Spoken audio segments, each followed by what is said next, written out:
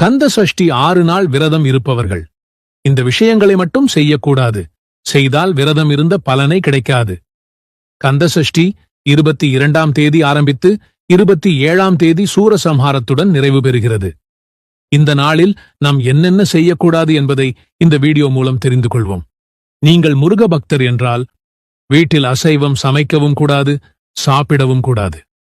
புகை மது பிடிக்கக்கூடாது, காலணி அணியக்கூடாது. விரதம் இருப்பவர்கள் கண்டிப்பாக பகலில் தூங்கக்கூடாது. தீட்டு வீட்டிற்கு செல்லக்கூடாது, கடைகளில் சாப்பிடக்கூடாது. தரையில் சுத்தமான அல்லது புது துணி விரித்து உறங்கலாம். கந்த சஷ்டி 6 நாளும் கண்டிப்பாக தலைக்கு குளிக்க வேண்டும். பச்சை மஞ்சள் நிற ஆடை உடுத்தலாம், கட்டாயமில்லை. வீட்டில் இருப்பவர்கள் மாலையில் மேலாக குளித்தால் போதும். வெளியில் சென்று வந்தால் கட்டாயம் தலை குளிக்க வேண்டும்.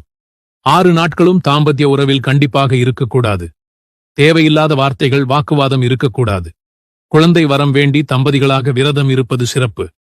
மாதவிலக்காக இருந்தால் பூஜை அறைக்கு செல்லாமல் வீட்டில் உள்ளவர்களை தீபம் ஏற்ற சொல்லி விரதம் மட்டும் இருக்கலாம்.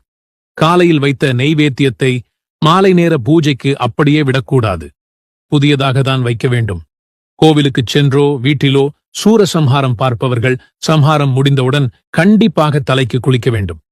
பின்பு 7ஆம் நாள் திருக்கல்யாணம் முடிந்துதான் கந்த சஷ்டி விரதத்தை பூர்த்தி செய்ய வேண்டும்.